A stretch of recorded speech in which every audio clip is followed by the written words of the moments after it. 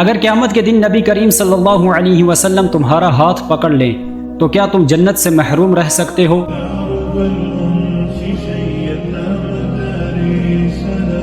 السلام علیکم ناظرین، ایک دن ایک مشرک رسول اللہ صلی اللہ علیہ وسلم کی خدمت میں آیا اور بڑے تلخ لہجے میں کہنے لگا، اے محمد صلی اللہ علیہ وسلم، تم 3 باتیں کہتے ہو جو مجھے بالکل سمجھ نہیں آتی۔ پہلی یہ کہ سارا عرب تمہارا کلمہ پڑھے گا، دوسری یہ کہ قیصر و کسریٰ جیسی عظیم سلطنت تمہارے ہاتھوں فتح ہوگی جبکہ تمہارے پاس کھانے کو روٹی تک نہیں، اور تیسری یہ کہ مرنے کے بعد دوبارہ زندہ کیا جائے گا۔ نبی کریم صلی اللہ علیہ وسلم نے اس کی ساری باتیں سنی، مسکرائے اور فرمایا، مجھے امید ہے کہ تیری زندگی لمبی ہوگی اور یہ سب تو اپنی آنکھوں سے دیکھے گا، اور قیامت کے دن میں تیرا ہاتھ پکڑ کر پوچھوں گا، کیا یہ سچ نہیں؟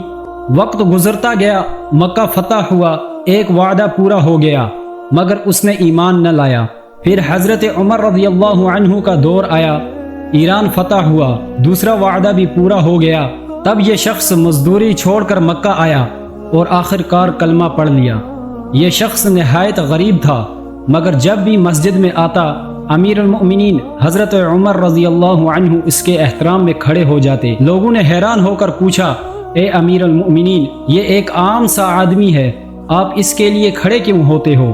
حضرت عمر رضی اللہ عنہ کی آنکھوں میں آنسو آ گئے اور فرمایا، میں اس وقت نبی کریم صلی اللہ علیہ وسلم کی مجلس میں حاضر تھا جب نبی کریم صلی اللہ علیہ وسلم نے اس کا ہاتھ پکڑ کر فرمایا تھا، قیامت کے دن میں تیرا ہاتھ پکڑوں گا اور پوچھوں گا، کیا یہ سچ نہیں؟ میں اور میرا ماں باپ قربان ہوں اس نبی پر جس کا ہاتھ وہ قیامت کے دن پکڑیں گے تو وہ جنتی ہی ہوگا۔ اللہ ہمیں بھی وہ خوش نصیبی عطا فرمائے۔